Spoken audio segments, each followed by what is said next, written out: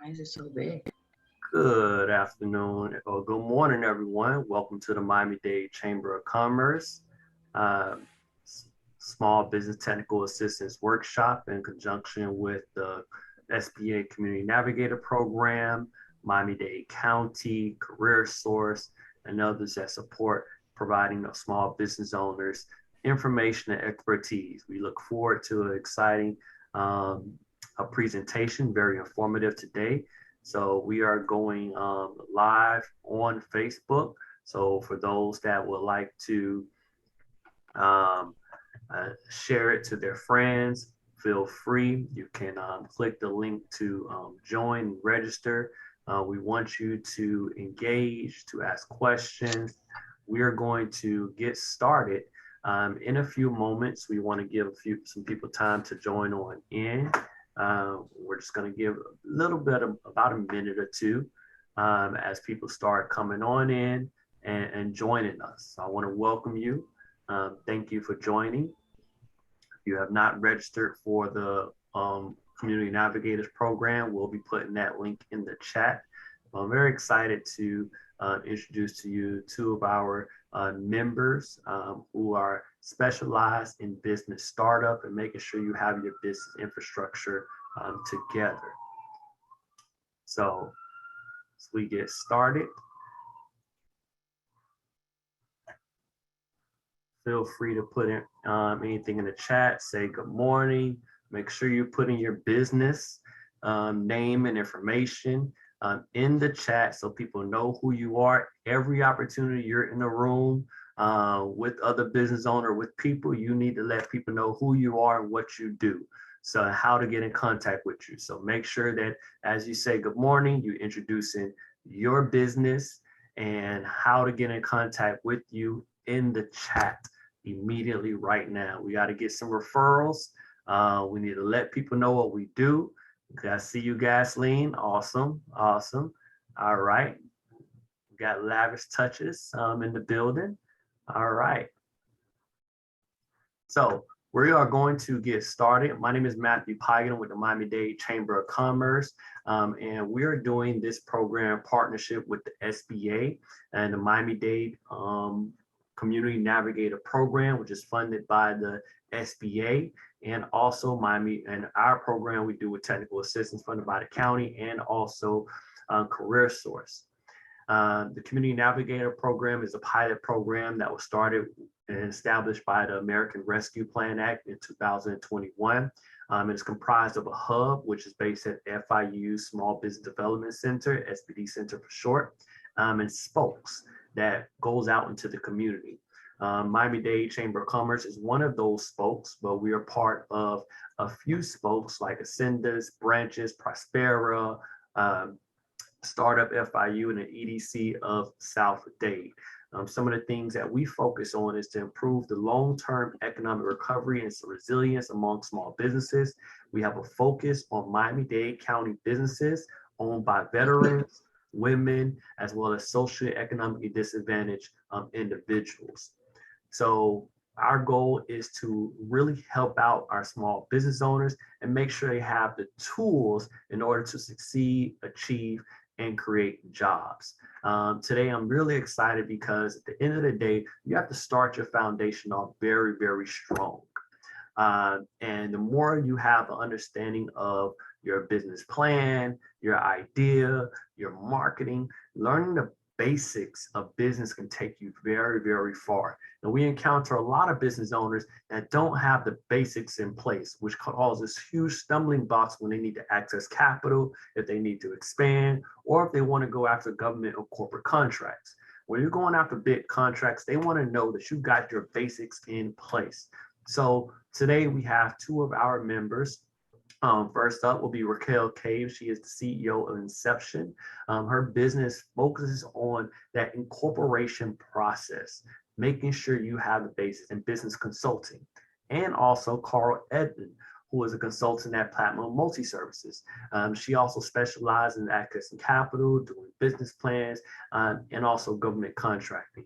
So without further ado, I'm going to bring on Raquel Cade so that she can tell you some tips to starting your business. All right, Raquel. Good morning, everybody. I'm really excited to be here to share this passion that I have with you, which is helping new business owners being able to start with a solid foundation for them to gain the knowledge and learn new ways and how to research so that way they can be and have a better business. Um, when I was approached by Matthew for this, it touched home for me. When I first started out my business, I wish that I had something like this. I wish I had tips on what it is that I should be paying attention to start my business. And that first business that I did probably wouldn't have failed. So one of the things that I would recommend is for you to know yourself, for you to know your true motivational level and what you're willing to do to be successful. So when you're choosing the right business for you, there's a few things that you should be able to answer. And one of the old sayings that you find a need and fill it, that's true. That's always going to work, because the key to success is finding a need that you can fill, that you want to fill, and that's going to produce enough income that's going to build a profitable business. Everybody's in business to make money. You also want that business to match a passion and fill that need. You want to choose a business that's going to feed your soul, that you're going to love to get up every morning, regardless if you were upset previously or the day before by any clients, by any employees, if it didn't work right with your vendors, but you're still going to get up, you're going to be passionate about it, you love what it is that you do, and you're willing to learn new things. As a business owner, we all want to be millionaires. So I'm going to, along this process with me, I'm going to give you guys questions for you to ask yourself, for you to go and research. That way you can start building that solid foundation. And it's going to help you be better prepared going forward. So as far as knowing yourself, you're going to ask yourself, what are you willing to give up to reach that goal? How many hours a week are you willing to work on an ongoing basis? How far out of your comfort zone are you willing to stretch? And how far will your family stretch with you? These answers is going to help you decide which is best for you, either being self-employed or being a small business owner. Both of those, being a self-employed individual and being a small business owner, is a small business. But there's a big difference between the two. And being able to keep that healthy balance between your business plans, your personal life, your family goals, and the resources, those are tools that's going to help you be successful. The other thing is knowing your strengths, which are your talents, your skills, your passions, and your character traits, and also your motivational level. There's a self-assessment that I encourage all of my clients to do. And that's going to help point out these traits, which is going to help you form a clear picture that's going to develop into a strong foundation. And you can start your self-assessment by making a simple list of every business skill that you think you have. And then you add skills that you think make a good leader or a good business owner.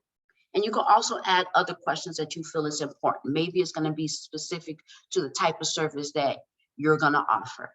Now, ask a minimum of 10 people to rate you through, an anonymous survey. You want it to be anonymous because you want to get their honest, true feedback. You want them to feel comfortable to be clear with you, and you don't want to have any negative reservations towards that person. These surveys, you can find them online. There's a lot of different companies, Google is the Google of everything.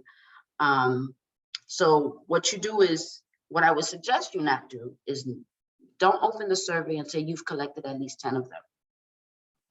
And then I only want you to ask people that you know and you have worked with directly. But a tip, before you open them, take a deep breath, and you have to be open-minded on why you're doing this. You want to be super honest with yourself. And the other reason is you want to be able to find teammates that can fill in where you're not strong at, because you can't wear all the hats. I've personally had a few responses when I did this that, you know, made me pause and I wanted to hide, but I'm better for having received that honest feedback. The other thing is you want to do research. Okay, so now that we've figured out what our strengths and our weaknesses are, and we've gotten into more what type of business it is that would work best for us, we're going to start researching. One of the biggest mistakes new business owners make is assuming that because you like the idea, or you know a few people who want the products you want to sell or the service you want to provide, that there's an abundance of people who would like the same thing. So to minimize your risk, I would say never assume that there's a market for what it is that you want to do. You must research the idea that you want to do. There's ways to do it. A way to do it is a Google search for the type of business, and you could do it in your area if you're going to be local. And that Google search will give you a whole list of other businesses that are doing it. Talk to real potential prospects who aren't your friend and your family, because you're going to narrow the circle when you only speak to your friends and families. Read about the market. There's market reports for abundance of industries, and you could just literally Google market report for plumbing, a market report for being a pharmacist, being a hairstylist, a market report to be a consultant. There's market reports for these, and it's going to give you a lot of insight. There's also trade journals. There's reports in trade journals. So these are things that you can research. No matter what type of business you're starting, always keep in mind that you're going to have competition, and competition is great. Even if there's no other business that's going to sell what you plan to sell or offer products that you plan to offer, you always have to remember that your customer base is able to satisfy that need by somebody else. So for you to be successful, research the competition and find out as much as possible about what it is that you want to sell and how you want to sell it. So what you walk away with that is you're going to always assess your market before you open your door. Understand the industry that you wish to go into and find out who your competition is now and who your future competition will be. The other thing is to spend time considering who your target demographic is, who your audience is going to be. That is going to be the driving force for every decision that you make. Understanding who needs your product or service is going to help you to fine-tune what you're offering. It's going to help you make sure that the marketing and the sales strategies that you're going to use is going to reach the right people, because it's going to be specific to your audience. You're not going to market and have these sales strategies for everybody, because everybody's not coming to you. You only want to reach the people who are going to come and do business with you. Part of that is also understanding what category you're going to be in. Are you going to be in a business format of where you're doing business to consumer, which is like a retail store, or where anybody off the street can come and, you know, buy from you, order your services or your products? Or are you going to be doing business with other businesses, which is a business-to-business type of enterprise? So the majority of your clients are businesses that are already established. So in understanding who your target market is, there's a lot of, you know, categories that fall into this.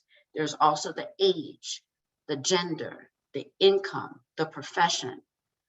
So this takes some digging for you to really understand who is going to come and buy or want to use what it is that I'm offering.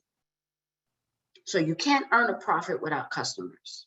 So understanding who your customers and your clients are, and you're going to make them a priority. So know who you're talking to, have a defined target market, and that's going to help you better reach and acquire new and repeat customers. So we've know our strength and our weaknesses. We've decided and come to an understanding of what business that we're passionate about, what business that we want to do. We've done our research and we know who our competition is, and we better understand our clients and our audience. Now we're going to get to what usually everybody does first, which is naming your business. You know, the majority of business owners spend a lot of time on coming up with that perfect name for their business. And they do that because that name is very important. When you choose a name, that is the first introduction to your brand. And choosing a compelling brand is going to take you a long way. You know, there's no doubt about it. You're going to spend hours brainstorming names to represent either the product or the service that you're offering. You're going to want a name that's both marketable, that's infused with personality, and you're going to start looking for ways to, you know, what name is out there, what's catchy. So you're going to go through this creative process and you're going to surf the web. You're going to look up dictionaries, you know, synonym, antonyms. You're going to read trade magazines. You're going to bounce the idea off of friends and family. You're going to do all of this. But as you hunt, as you look and you keep writing down, and you're going to have this list of names and names of your first choice, second choice. You're going to play with the spelling of it. You got to keep three things in mind. And these are three main questions that I feel are important. Will your business name receive any type of trademark protection? Is your business name or your proposed business name even available? You can't use somebody else's business name. And if the name is available, the other thing you have to think about is your business going to have a website? And if it is going to have a website, is the domain name, which is the address that you would go on, available that matches the business name?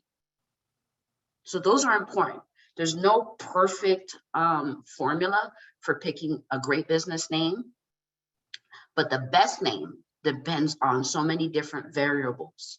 And some of the obvious is the kind of business you're going to do, and others as unique as what's your taste and what's your style. But there's a few guidelines that's going to point you in that direction. And remember, a good business name is going to be distinctive, it's going to be memorable, and it's going to distinguish you from other competitors. So I talked about whether or not your business name or the type of business that you're going into is going to be trademark. Are you going to need a trademark for this? I know we hear trademark, you know, protect, trademark, but some of us are not even sure what that means. Trademarking law, what that does is stops another business from using your name or your logo that is likely to confuse others with who you are. And why do you trademark? Why do you want a trademark protection? You want that protection so that it's going to stop another business from using your name or logo. The other reason why you want to protect your trademark, protect your name, you want to trademark your name, is for branding and marketing.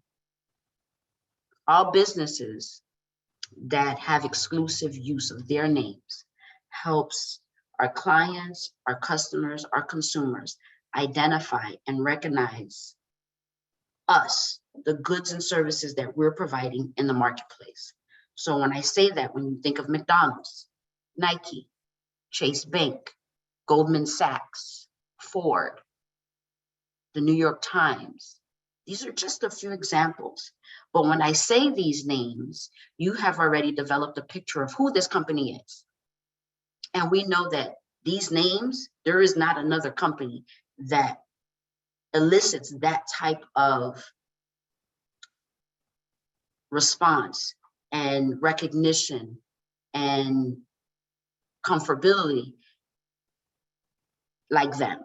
So by allowing just one company to use the name like Nike, what the trademark law does, it helps that company to build customer trust, goodwill.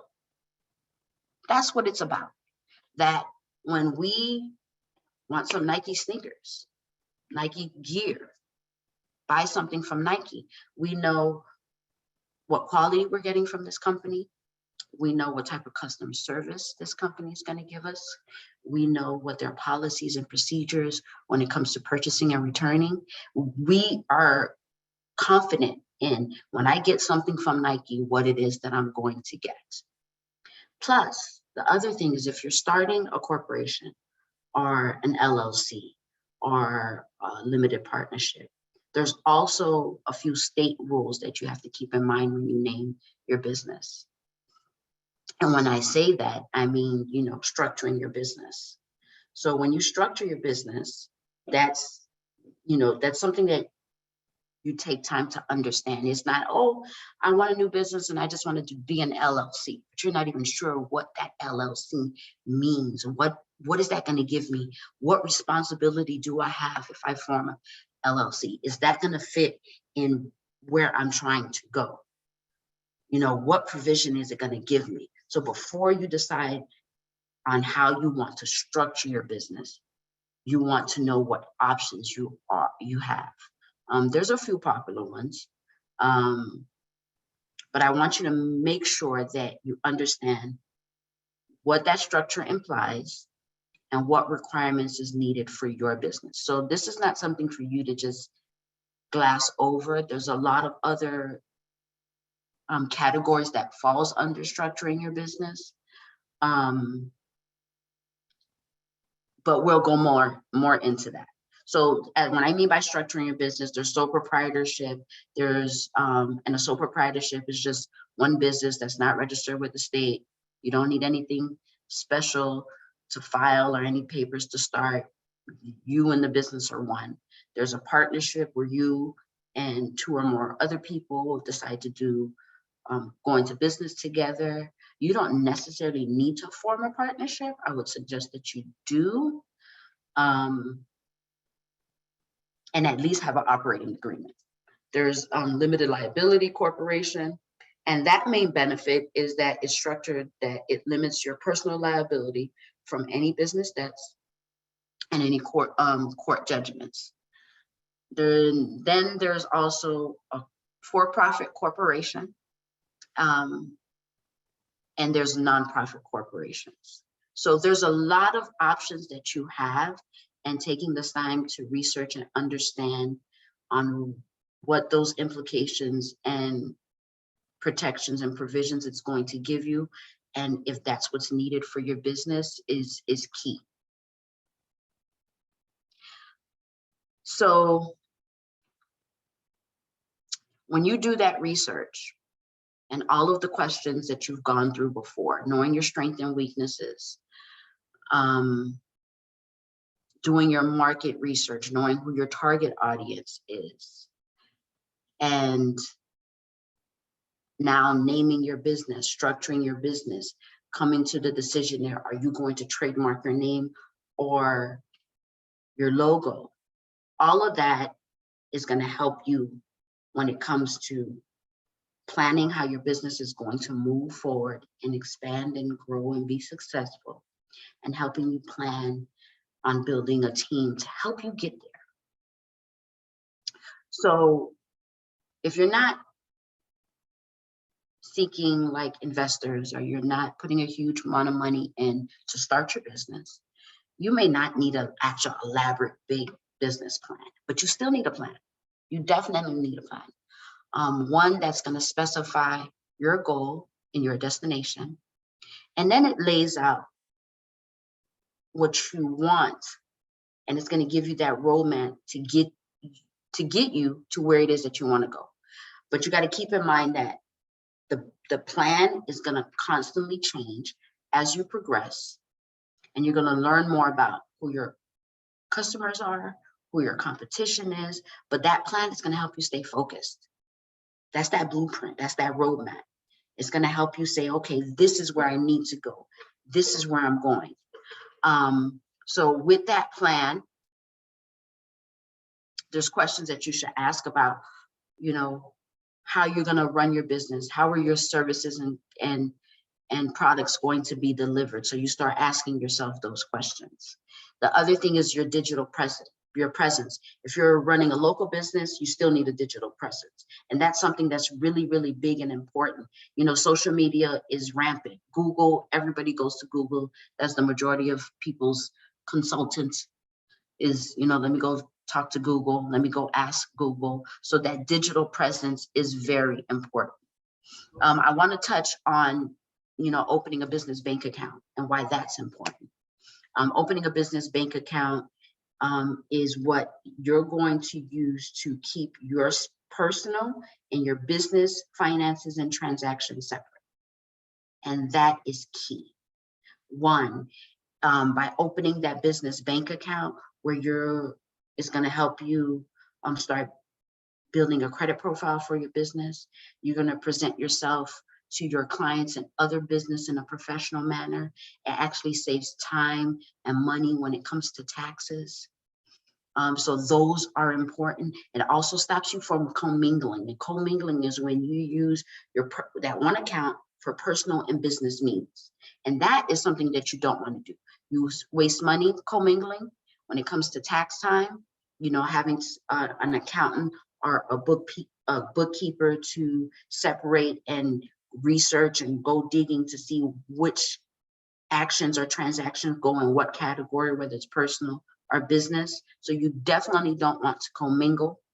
For you to open that business account, you just need your business name, an address, the business registration, your tax ID number, or your EIN number, along with your social. And sometimes some banks are going to ask you for a business license or operating agreement.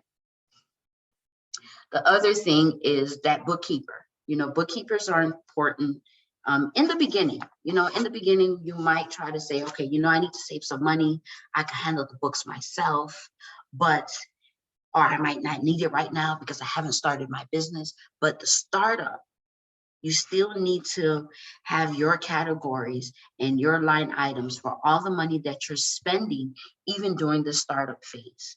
And what I mean by that is all your permits and your license, your corporation fees, your logo fees, your website design, any signage, any down payments, all of those things are what you're going to need to keep in lineup.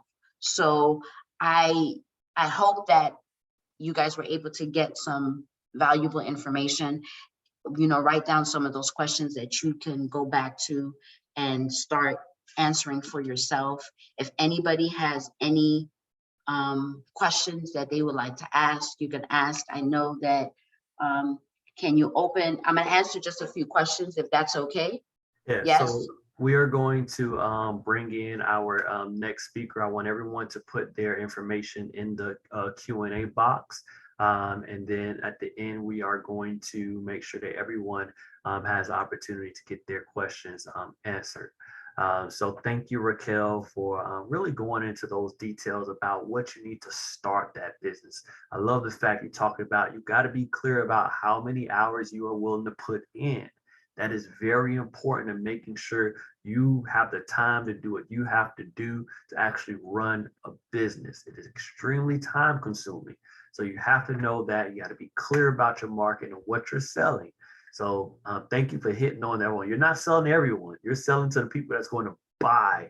And you need to be clear about how you research so that you can identify your ideal clients, and focusing on them.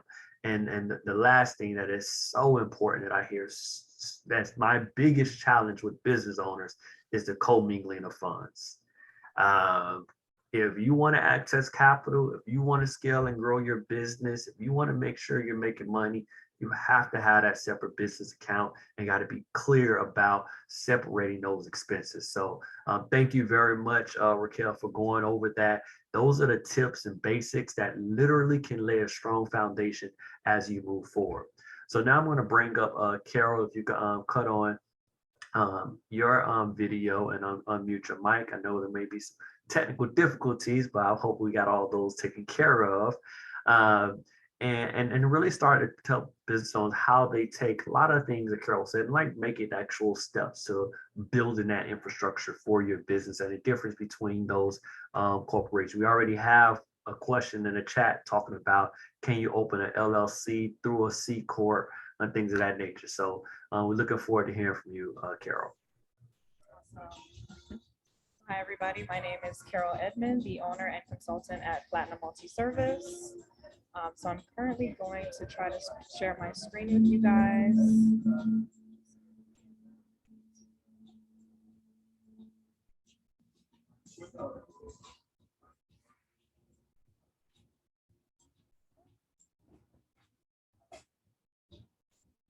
All right, are you guys able to see my screen?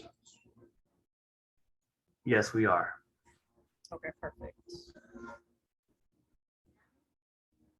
So to piggyback off of Ms. Raquel, the key importance of starting a business is actually having a business idea.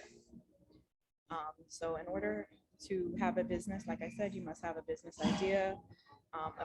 To me, sometimes a business idea can be a hobby. It can definitely be something that you enjoy doing, a skill that you have. Because majority of the time, I feel like if you start a business just based off popularity or something that's going on right now, eventually that business becomes a job, and you may not entirely, want to do that forever, per se, if that's your goal with the business. Certain times your side hustles can also become a main business purpose, which is a great thing. So as mentioned, I always say that when you're choosing a business idea, choose something that you're passionate about, so it doesn't, become a job for you. Because once you're passionate about something, it's always going to be something that you enjoy doing, and you're always going to put a lot of energy into that or that specific business. And the second thing, when it comes to starting your business, it would definitely be having a business plan. Just as this quote says, when writing a business plan, it gets you an idea out of the entrepreneur's head and helps create a roadmap for what they want to do, for what they want to go in with the business. As an example, just as most builders do not just build a building without any blueprints, which comes back to a business plan. Because when you're starting a business and you just say, oh, well, I have an idea to be a chef, and you don't know where to start, you don't know where your capital is going to go, how you're going to gain capital, or who's going to be funding your business. Those are key important things when starting a business. So I just actually left a few key points at the bottom to be able to assist you guys when creating a business plan. The key components would not necessarily be who is your target audience, because you definitely can't sell to everyone, and not everyone wants to purchase what you're selling. So you definitely want to focus on who is going to be your target audience, who is your focus, what are they interested in, and how are you going to market to them. When it comes to your business plan as well, you also want to add in a business description. For instance, if you are going to sell candles, some candle companies focus on actual, let's say, sculptures, or just maybe regular candles, for instance. As Raquel mentioned, the business name is very, very, very important. You don't want to start a candle company, for instance, and the candle company name is Starbucks. Most people won't necessarily understand or know that your business is selling candles based off of the name Starbucks. Marketing as well. Marketing is very important when it comes to your business plan, because you have to know, because marketing is also one of the most expensive things that goes into business. Because without marketing, how are people going to know what you're selling, and how are they going to reach you? So marketing can necessarily even be a form of social media, uh, websites, or just actually business cards and different things like that. And depending on your style or your business, marketing would be a key component for your actual business to, to actually grow. Another important thing that you should add into your business plan should definitely be the competition and the marketplace. What are your competitors selling? And, what is the difference between what you're selling and what they're selling? And how can you add, or yeah, basically, how can you add, more value than what your competition may have? Or even if it's pretty much the same value, you still have to know, okay, are people actually still buying what I'm selling? Is this a good market to go into? Because in business, if you're not making any money, it's not very motivating to continue into that business route. So you definitely want to research to make sure that the business that you're going into is going to be able to give you that money back. And funding. Funding is very important when it comes to your business, because you have to, basically recognize, where is this funding going to be coming from? Are you going to do a fundraiser where people can donate? Are you going to ask family and friends for donations? Are you going to use your own money as capital? Are you going to get a job? Nothing is wrong with having a job. A lot of people think that just because you have a job, you can't have a business, but 9 times out of 10, sometimes that job can fund your business. So definitely when it comes to funding, that's very important to add into your business plan, to know where is this money coming from, to be able to handle your business and the bills that comes with the business. And pricing is very important in your business plan, because that is going to let you know what your profit is actually going to be from the actual product or service that you're going to be selling to your audience, your target audience. So those are pretty much the key components to a business plan. You don't necessarily need to always have like a fancy business plan where it has so many things that it's going to get you confused. But to me, these are the main factors that would actually help you and your business when it comes to creating a business plan. Now, the important thing, once you have already chosen your business idea, your business plan, it comes down to actually picking which type of business entity you want it to go into. So now there are three main entities, which is sole proprietorship, corporation, or limited liability company, LLC. LLCs are my favorite, but there are different options for everyone depending on your business type. So now I've basically created the differences or the disadvantages and advantages of each. For instance, with a sole proprietorship, typically with sole proprietorship, I would say it's more for someone with a side hustle, someone who definitely is not gonna, have that business as their main source. So with sole proprietorship, it's less paperwork because you don't have to file anything. It's very easy to set up. As mentioned, you are working under your own presence, so everything you do is pretty much just going to be under your name and your social security number. You're operating as yourself, which is a business as well.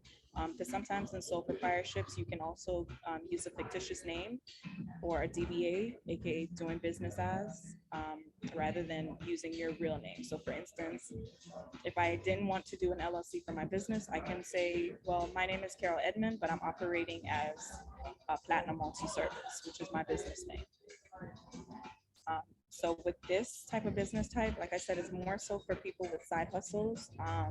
Like let's say you're offering your services during the weekends for someone, or you're providing a product that you only sell sometimes. This is a great thing for you, and you don't even need to set up an LLC or a corporation. It all depends on your business types. Now, the disadvantages of this is you pretty much are responsible for anything that happens with your business. Everything will fall on you. And it will be very difficult raising capital. Because like I said, you're not going to be viewed as a business. You are most likely going to be viewed as someone who is doing this as a side hustle. And most people don't want to provide capital to someone who is doing a business as a side hustle because it's more risky, stating that you won't be able to either give the money back. Let's say if you pretty much applied for a loan, you would have to necessarily go through a personal loan when it comes to the disadvantages of a sole proprietorship. And then just a summary again, a sole proprietorship is an individual that decides to go into business. And as mentioned, you can operate under your legal name or register as a fictitious name, or DBA, which is doing business as. And now we go to general partnerships, which is basically the same as a sole proprietorship, but it's saying that you're going into this partnership with someone else, but you guys are still going in as individuals. As mentioned, it's very easy to set up because you guys are just doing it as individuals. And also another disadvantage of working as well, registering as a sole proprietorship or a general partnership is the taxing, which is not the best because you are going to be summoned to self-employment taxes, which are pretty normally high. So as mentioned, with the general partnership, a general partnership is just created by default between two or more people, just as a sole proprietorship. As mentioned, you don't have to register your business. There aren't any additional fees when it comes to that. It's pretty much just two people with a side hustle. And the disadvantages with this one as well is it's the taxation, the actual the way it's set up, you won't be able to get any funding. Well, you probably can, but it's going to be more difficult to get funding because like I said, you're not operating as a business, you are operating as yourself, which is a little bit more risky when it comes to having a business. So now corporations. Corporations it's a great structure as well, just as LLCs. But with a corporation is a business structure that is a separate entity from the individual. While corporations are more expensive and difficult to form than sole proprietorships or partnerships, the major advantages is that the corporation provides personal asset protection for the owners should the corporations be sued. So now, as mentioned, with the corporations, the advantages definitely are, God forbid you do get sued, it will not necessarily fall on you, and it won't hurt any of your current assets that are on you as an individual. It will just necessarily go toward the business itself. As a corporation as well, you're pretty much welcoming investors to invest into your business, which is great if you are looking for investors. Investors mostly try to invest into corporations rather than LLCs because LLCs are mostly seen as a small business rather than an actual big business that's going to have multiple companies, such. So as a corporation can raise non-debt financing by sharing shares of the business, which is great because you can also build business credit with that. And that helps you in the long run because you won't have to use your personal credit rather than, just using the business as the one to get the funding for you. And with corporate, the best thing about it is the taxing is a lot lower, but there are a lot more complications when it comes to taxing when it comes to corporations, because you also have to, have partnerships, have different managers and shareholders in your corporation in order for it to actually be legal and have an actual corporation. So, and now we're to the LLC, which is my favorite, as mentioned. An LLC is a popular business entity choice because it provides the liability protection of a corporation with the sole proprietorship, ease of operation. The limited liability company does not have that many burdens like the corporation and has the greatest tax flexibility for the four entities, which is true. As mentioned, that's probably why it's my favorite to register my business as. An LLC offers a deeper layer of protection for personal liability. As mentioned, if your business is sued, you won't necessarily be liable for it as long as you didn't commingle any funds with your personal and your business. As mentioned with Raquel, it's very, very important to separate your personal and your business in the event that something does happen and you are getting sued. That doesn't hold against you. An LLC can also be formed by a single person. Unlike a corporation, typically corporations have multiple shareholders and they're typically more than one person. With the LLC, you have complete control of your business since it is a single member LLC. And with taxing as well, it is a lot lower. It's pretty much not necessarily like self-employment or sole proprietorship, but the taxation is a little bit lower because you can pay yourself as an employee or as an independent contractor, however. And the advantages as well of an LLC is you can also build business credit, which is having credit that's not attached to you, but more so attached to your business. Which is really great when it comes to getting funding. Necessarily, you may need to use your personal credit for something, and your business credit can come in handy when it comes to your business. Now, there are not that many disadvantages, honestly, when it comes to LLC. The disadvantage, I guess, would necessarily be the fees that are associated with LLCs. Typically, LLCs are a little bit more expensive as far as state fees. But other than that, there are not really that many disadvantages. Also, investors, as mentioned, when it comes to investors typically would like to invest into a corporation rather than an LLC because corporation offers shareholder opportunities, and which is very important as an investor because you would want to have a shareholder part in the corporation. Thank you very much, Carol. I know we got a quick note about operating agreements. I know we can try and answer that in the Q&A, but at the moment, I do want to start our Q&A right now. So we have quite a few in the chat. So I'm going to bring Raquel back up and all of us, and then we will touch on this operating agreement because that is very important when you have partners. And I would love to see if there's by a show of hands or a chat, if anyone has a partnership or additional owners, and we'll make sure to get into the operating agreement. But a few things that Carol said is very important. It is that breakdown of basically what structure you are going to use when you do your business. Sole proprietorship, LLC, corporation, each have its pros and its cons, and you got to be smart about what works for you. And the most important thing is to really talk to a tax person because they will give you the most important guidance on how it's going to have your tax liability and also how you structure your finances moving forward. So I do see a few questions in the Q&A. The first one I will see for you, Carol, is can you open up an LLC through a C corporation? So I'm not a tax professional, but you can. So a C is automatically when you sign up for your business EIN, you're automatically going to be a C Corp. Now, later on down the line, if you do have employees, you can always reach out to IRS and change it to an S Corp. Awesome. All right. All right. And another question we have on here, how do you properly target government contracting that are group, which are essential workers by being specific? Hold on. I'm a little confused by this, but hold on.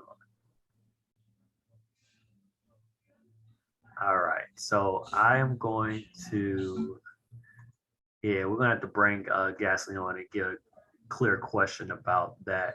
But here's one. How can a corporation owner hold a meeting with self? Is that even possible? Carol. How can a shareholder own say it again? I'm sorry. It says, how can a corporation owner hold a meeting with themselves? Is that even possible? It definitely is possible. I guess that's also where the operating agreement comes in hand, because the operating agreement would necessarily state your roles in the actual corporation itself. So it is very possible, but that's why you would need an operating agreement to make it possible. Got it. Got it. All right.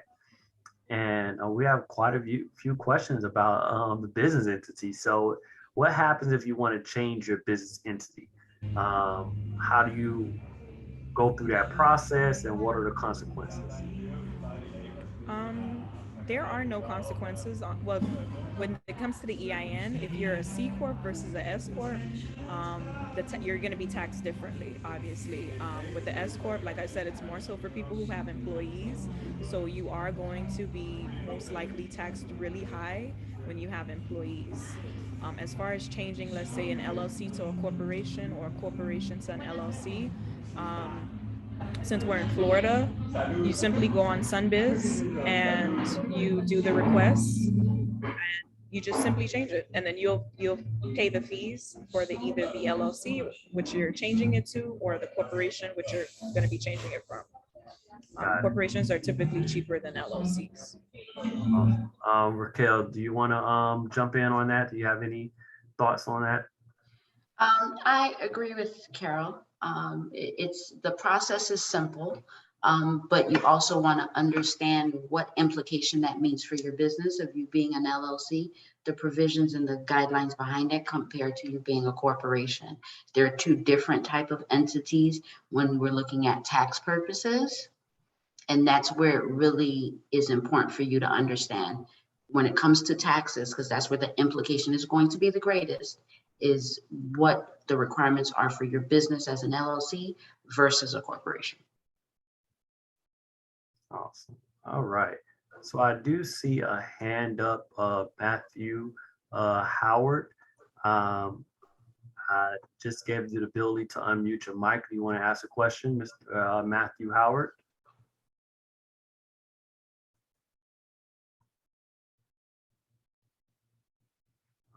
Right.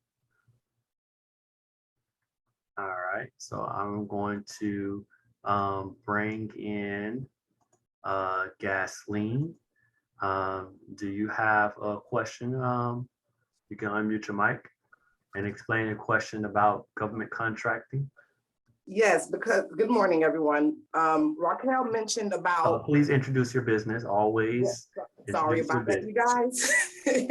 My name is Gasoline the Sources. I am a hairstylist and the founder of Lavish Touches. I am also a custom wig maker at Threaded by Lavish.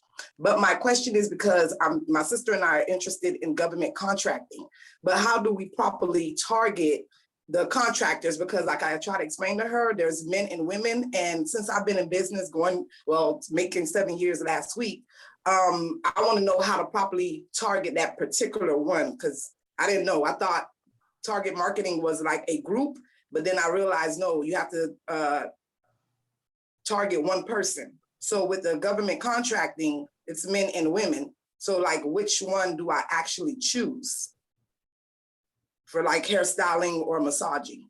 Or can I do both men and women? I think I can jump in on that question. When it comes to government contracting, usually the majority of the time it is based upon the bids that a government put out. The government knows what it needs. Very few times will a government be able to do something outside of what's in their budget, what's in their policies, and what they have through RFPs. There may be instances when they do certain events, and you may be able to sign up as a vendor to do a service and on that. But those are far and few in between. And if you're doing government contracting, most likely you're going to be going through the RFP and bidding process. So the first step, if that's something you really want to do, you have to be very fiscally sound and also have a back office that can handle the paperwork that comes with government contracting. So we can go through that during our one-on-one technical assistance to see if you're prepared, and then start to explore any type of hair styling that governments may procure. They do purchase a lot, so we can see what that falls into. Thank you. Awesome. All right. All right. So any other questions? All right. I have another question. Why should someone be an S Corp only when they have employees? One has the answer for that. Why should a corporation be an S corp only Yes, when they have? employees. Well, the biggest thing about S corporation, and just to be clear, S corporation is a tax designation. It is not a business entity registration. It's just a tax designation. And that tax designation for S corp is a small business corporation. Being a small business corporation allows you to take a lot of tax credits that the IRS will give you running your entity. So that is the biggest thing, is taking advantage of all the tax credits. You know, even though you're running an LLC and your profit margin may not be that great or that high, you're able to get the tax credits for having employees and running your business. So this series that we're doing, these workshops, it's called the ABCs of Business. And our next workshop will be bookkeeping, accounting, and taxes. So that is a question that I'm very sure we're going to have two CPAs focus on that. Matter of fact, we'll go ahead and share this flyer. This is a pre-release. Y'all are the first ones to see it.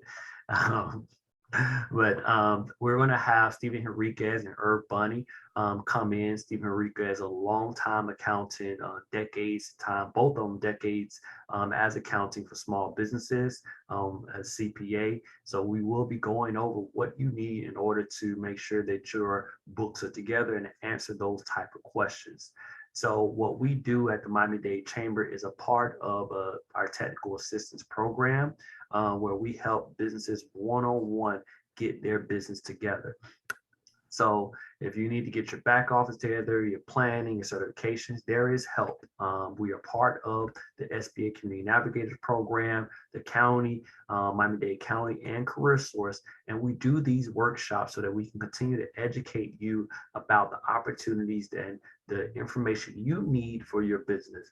So in the past, we had quite a few workshops on fundraising, cybersecurity, PPPs, government contracting, but we found that we really need to get back to the basics so that people know once you have strong foundation in basics, you can go pretty far.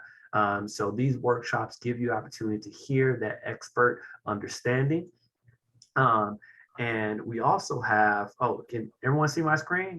No, no, didn't want to interrupt you. I didn't want to interrupt you. So you don't see, what do you see now? Nothing? We see that you're sharing, but we can't see what you're sharing. Uh-oh, what in the world is going on? All right. So you see, y'all just had me talking and nobody saying anything. Oh, thank you. I want to put it in the chat. Let me see what we can do here. It looks like we've been having some difficulties. Uh-oh. And it looks like Zoom is closed.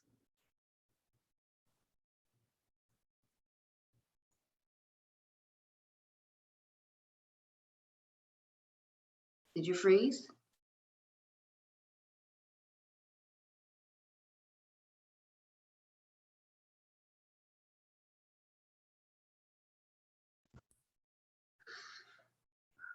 Hello, everybody. It may seem that he is frozen if you can hear me. Matthew, if you're speaking, we can't hear you or see you at the moment. All right, can you hear me now? Yes, we can. All right, so I had a quick little technical difficulty. I guess. All right, that never happened before.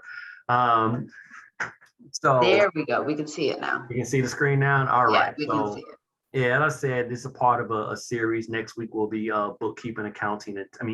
March 31st, our next session will be bookkeeping, accounting, and taxes. And we do this, said, through our technical assistance program. So you can go to www.m-dcc.org and go to our services to click technical assistance. This is part of a series that we've been doing for a few years now. And as I said, we had quite a few topics on fundraising, cybersecurity, PPP, but we really wanted to get back to the basics. So that's what we're focused on. This year is the basics of business development, so you have a strong foundation in building your infrastructure. I would also invite everyone, I'm going to wrap up and give some last words before I give our presenters opportunity to close out. Every Tuesday at 4 o'clock, we have a completely open, you do not have to be a member of the chamber, small business meetup. It's an excellent opportunity to network with other business owners, get referrals, get new business, practice presenting yourself and networking with people. And it's all on Zoom. We have speakers that come in from the director of Miami-Dade Airport. We've had the mayor of the county. We've had people come in and talk about web to app mobilization. And we also talk about topics such as how do you deal with a disgruntled employee? What are you going to do with this inflation and gas prices now, and how does that affect your 2022 business plan? So I strongly encourage you to register. You can check this out under our events page to find out more. And as I said, this is all with the Miami-Dade, Miami-Dade Business Navigator program.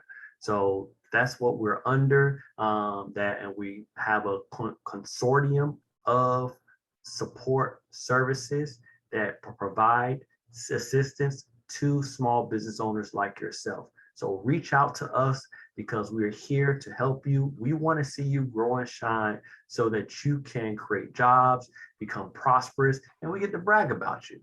That's what we want to do, all right? So with that, I do want to give Carol opportunity. Have any closing remarks you want to give to our people, and let them know what you do and what you specialize in, because it's very important people understand these are business owners like yourself, and you want to make sure. So Carol, what are you, any closing remarks?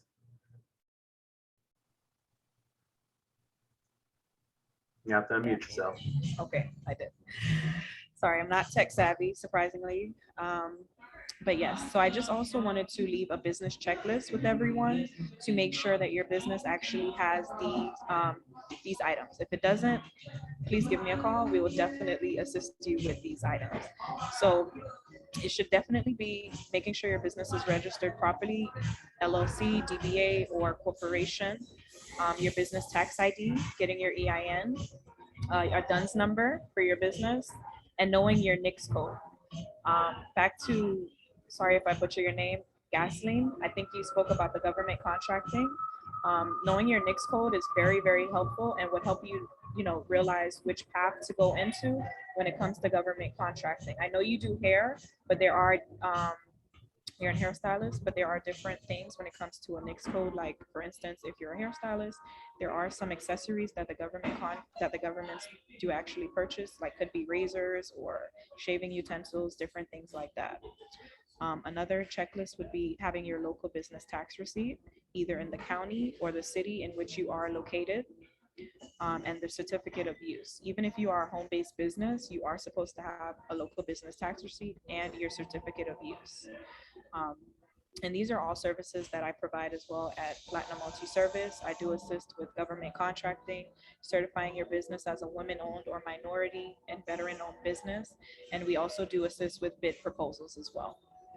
Thank you, Carol. Thank you for joining us today. Raquel? My pleasure. Hi, this has been awesome. I love the questions that's been asked. I love to see the audience here. I would definitely like to say, to leave off with is understand that you're going to run a business. You're running a business, whether you are going to be self-employed or be a small business owner. And the biggest difference between the two of that, self-employed means you are working by yourself. You don't have anyone else. Having a small business and being a small business owner, that distinction means you have other people doing the work for you. That is the only difference between the two. Other than that, you are still in business. the name of my company is Inception. Inception with an Inception, inception.co is the website. One of the things that we specialize is making sure that your business is solid, that you've built that solid foundation. What Matthew has been saying about the basics, making sure that the basics of your business is there, because that's going to be key to catapult you to being as big and as great as you want to be. So from the beginning of your business developments and, you know, any of your office solutions to the bookkeeping, payroll services, even with small business certifications, you know, Miami-Dade Chamber of Commerce is grouped with the SBA, and through the SBA, there's, you know, certifications that you can get, you know, such as DBE certifications. And back to gasoline, for you to contract with the government, you need to have certain certifications as well. And it'll be in your advantage because women-owned business, that's a certification that you would need and you can take advantage of. And that's for everybody. Minority-owned, those are other certifications. Making sure that you take the time to do the research, to answer the questions, to plug in, to build that team, because you can't wear all the hats. It's impossible. If you're building a business, you cannot wear all the hats. So you want to know what your strong points are so you can concentrate on that, recognize your weaknesses, and find the best people to fill that spot and build your business to where you want to go.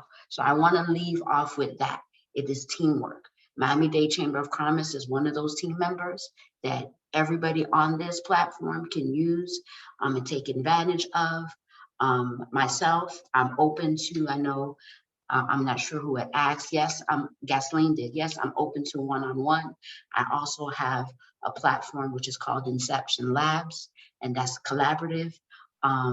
So, you know, reach out to me if you guys have any questions. I'm available, I'm open. And thank you, Matthew. Thank you for the invitation. Awesome.